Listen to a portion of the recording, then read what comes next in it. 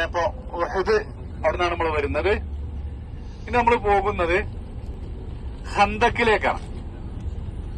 ഖന്തക്ക് യുദ്ധം. ഖന്തക്ക് എന്ന് പറഞ്ഞാല് കിടങ്ങ് എന്നാണ്.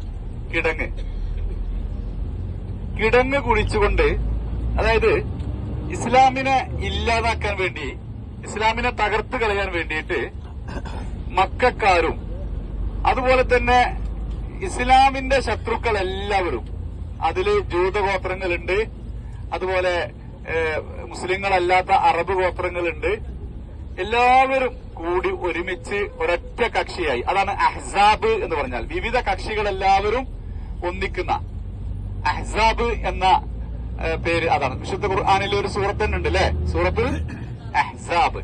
അഹ്സാബ് എന്ന് പറഞ്ഞാല് ഹിസ്ബ് എന്ന് പറഞ്ഞാൽ കക്ഷിയാണ്, ഗ്രൂപ്പ്. അഹ്സാബ് അതിന്റെ ജം ആണ്, വിവിധ ഗ്രൂപ്പുകൾ. ഈ ഗ്രൂപ്പുകളെല്ലാം ഒന്നിച്ചു ചേർന്ന ഒറ്റക്കെട്ടായിട്ട് മദീനയെ ഇല്ലാതാക്കാൻ, ഉന്മൂലനാശം വരുത്താൻ വേണ്ടിയിട്ടാണ് അവർ വരുന്നത്. അപ്പോ ശത്രുക്കള് പടപ്പുറപ്പാട് നടത്തുന്നുണ്ട് എന്ന വിവരം നബി സല്ലല്ലാഹു അലൈഹി വസല്ലം അറിഞ്ഞപ്പോ നബി സഹാബികളുമായി കൂടിയാലോചന നടത്തി. എങ്ങനെയാണ് പ്രതിരോധിക്കുക എന്നതിനെ സംബന്ധിച്ച്. അപ്പോഴാണ് സൽമാനുൽ ഫാരിസി, സ്വഹാബി കേട്ടുക്കണോ? അദ്ദേഹത്തിന്റെ നാട് എവിടെയാണ്? സൽമാനുൽ ഫാരിസി പേർഷ്യക്കാരനാണ്. പഴയ ഇറാൻ അല്ലെ? പേർഷ്യക്കാരനായ സൽമാനുൽ ഫാരിസി റളിയല്ലാഹു, പേർഷ്യൻ യുദ്ധതന്ത്രമാണ് കിടങ്ങ് കുഴിച്ചുകൊണ്ട് ശത്രുക്കളെ പ്രതിരോധത്തിലാക്കുക എന്നുള്ളത്. ഏതോ നാട്ടിലാണോ നമ്മളുള്ളത്, ആ നാടിന് ചുറ്റും കിടങ്ങ് കുഴിക്കുക. എന്നിട്ട് ഇപ്പുറത്ത് നമ്മൾ സായുധ സജ്ജരായിട്ട് നിൽക്കുക. അപ്പുറത്ത് വരുന്ന ശത്രുക്കള് അത് മറികടന്ന് ആക്രമിക്കാൻ വരികയാണെങ്കിൽ അവരെ പ്രതിരോധിക്കുക എന്നുള്ള നിലക്കാണ്, തിരിച്ച് ആക്രമിക്കുക എന്നുള്ളതാണ്. അങ്ങനെ മദീനക്ക് ചുറ്റും കിടങ്ങുകൾ കുഴിച്ചു. അതില് നബിയും സഹാബത്തും ഒക്കെ കൈക്കോട്ടും പിക്കാസും ഉപയോഗിച്ചുകൊണ്ട് ആ ഉറച്ച മണ്ണ് കിളച്ചു മറിച്ചിട്ട് ഇങ്ങനെ കുഴിച്ചുകൊണ്ടിരിക്കുക. അതൊന്ന് ആലോചിക്കുക രംഗമൊക്കെ ഒന്ന്. ഇപ്പൊ ഈ വെയിലത്ത് അങ്ങനത്ത് രണ്ടാളത്ത് ഓരോ പിക്കാസും രണ്ടാളത്ത് കൈക്കോട്ടും നിന്നിട്ട് ഇതൊന്ന് കളക്കാൻ പറഞ്ഞാൽ അങ്ങനെ ഉണ്ടാവും. അപ്പൊ ആ ഈമാനിന്റെ കരുത്തില് ഇസ്ലാമിനെ സംരക്ഷിക്കണം, ഇസ്ലാം ഇവിടെ നിലനിൽക്കണം. അവിടുന്നാണ് ഇസ്ലാം ലോകത്തിന്റെ വിവിധ ഭാഗങ്ങളിലേക്ക് പോയത്.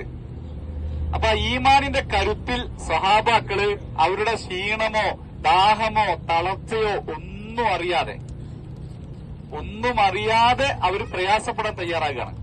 അപ്പൊ നിങ്ങളൊന്ന് ആലോചിച്ചാണ്, ഇപ്പം മക്കയിലെ ഹറമിൽ അല്ലെങ്കിൽ മദീനയിലെ ഹറമില് അവിടെ രാജാവ് വരികയാണെങ്കിലും ആര് വരികയാണെങ്കിലും അവിടുത്തെ തെക്കും തിരക്കും ഒക്കെ നിങ്ങൾ കണ്ടില്ലേ, അതൊക്കെ അവരും എന്ത് ചെയ്യണം, അനുഭവിക്കണം എന്നുള്ളതാണ്. അവരപ്പോ അത്തരത്തിലൊരു ത്യാഗത്തിൽ നമ്മൾ തയ്യാറാവണം. അപ്പോഴേ നമ്മൾ യഥാർത്ഥ വിശ്വാസികളായി തീരുള്ളൂ എന്നാണ്. നബി സല്ലല്ലാഹു അലൈഹി വസല്ലമയും സഹാബത്തും ഈ കിടങ്ങ് കുഴിച്ചുകൊണ്ടിരിക്കുമ്പോ അവര് വിഷമല്ല പറഞ്ഞത്, അവര് പരാതിയല്ല ബോധിപ്പിച്ചത്. ഇങ്ങനെയൊന്നും ഞങ്ങൾക്ക് ഇടങ്ങേറാകാൻ വയ്യട്ടോ, ഇങ്ങനെ ഒരു ദീനാണെങ്കിൽ നമുക്ക് വേണ്ടട്ടോ. നമ്മൾ ചിന്തിക്കെന്താ, നമ്മുടെ നാട്ടിലെ ഏറ്റവും മോഡലുകൾ വസ്ത്രം ധരിക്കുന്നത് പോലെ നമ്മൾ വസ്ത്രം ധരിക്കണം, അല്ലാതെ പിന്നെ സലഫി മഫ്തിയും പർദ്ദയും ഒക്കെപ്പാടെ മൂടി പുതച്ച് നടക്കാനൊന്നും ഞങ്ങളെ കിട്ടൂല എന്ന് ചിന്തിക്കുകയാണ്. സ്വഹാബത്തും സ്വഹാബ വനിതകളും അങ്ങനെയല്ല ചിന്തിച്ചത്. പിന്നെ അവര് ജാഹിലിയത്തിൽ നിന്ന് മാറി ഇസ്ലാമിലേക്ക് കടന്നു വന്നു, ഇസ്ലാമിന്റെ മാധുര്യം അനുഭവിക്കുകയാണ്. നമ്മളോ പാരമ്പര്യമായി മുസ്ലിങ്ങളായതുകൊണ്ട് തന്നെ ഇതൊരടങ്ങേറായിട്ട് നമുക്ക് അനുഭവപ്പെടുകയാണ്. എന്നിട്ടോ ഈ ഇസ്ലാമിൽ നിന്ന്, ഇസ്ലാമിന്റെ സൗന്ദര്യത്തിൽ നിന്നും ജാഹിലിയത്തിലേക്ക് ചാടാൻ നമ്മൾ ശ്രമിച്ചുകൊണ്ടിരിക്കുകയാണ്. ആ വ്യത്യാസം കൃത്യമായി നമ്മൾ മനസ്സിലാക്കണം, ഉൾക്കൊള്ളണം. അപ്പൊ സ്വഹാബത്ത് പാടിയത് എന്താരോ, അല്ലാഹുമ്മ ലൗലാ അൻത മഹ്തദൈനാ ഫലാ തസദ്ദഖ്നാ വലാ സല്ലൈനാ വഅൻസിലൻ സകീനതൻ അലൈനാ. അതായത് അല്ലാഹുമ്മ, അല്ലാഹുവേ, ലൗലാ അൻത മഹ്തദൈനാ, പടച്ച റബ്ബേ, ഇസ്ലാം എന്ന ഹിദായത്ത് നീ ഞങ്ങൾക്ക് നൽകിയിട്ടില്ലായിരുന്നെങ്കിൽ, അതായത് അതിശക്തമായ ചൂടില് കൈക്കോട്ടും പിക്കാസും ഉപയോഗിച്ചുകൊണ്ട് മണ്ണ് കിളച്ചു മറിച്ചിങ്ങനെ ഖന്തക്ക് കിടങ്ങുണ്ടാക്കിക്കൊണ്ടിരിക്കുമ്പോൾ ആ ത്യാഗത്തിന്റെ സമയത്തും അവർ ചിന്തിച്ചത് എന്താ, ഇങ്ങനെയൊക്കെ ത്യാഗം ദുനിയാവിൽ വെച്ച് ഞങ്ങൾ ചെയ്യുകയാണെങ്കിലും പടച്ചോനെ നിന്റെ ഹിദായത്ത് കിട്ടിയിട്ടില്ലായിരുന്നെങ്കിൽ ഞങ്ങൾ ഒരിക്കലും മുസ്ലിങ്ങളാകുമായിരുന്നില്ല.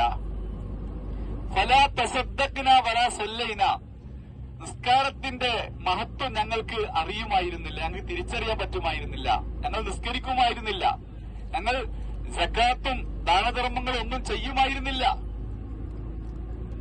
അപ്പൊ ആ ഹിദായത്ത് നീ ഞങ്ങൾക്ക് നൽകിയത് എത്ര വലുതാണ് എന്ന് ഹിദായത്തിന്റെ മഹത്വം അവര് ഒരു കവിതയിലൂടെ പ്രഖ്യാപിക്കുകയാണ് അവിടെ ചെയ്യുന്നത്.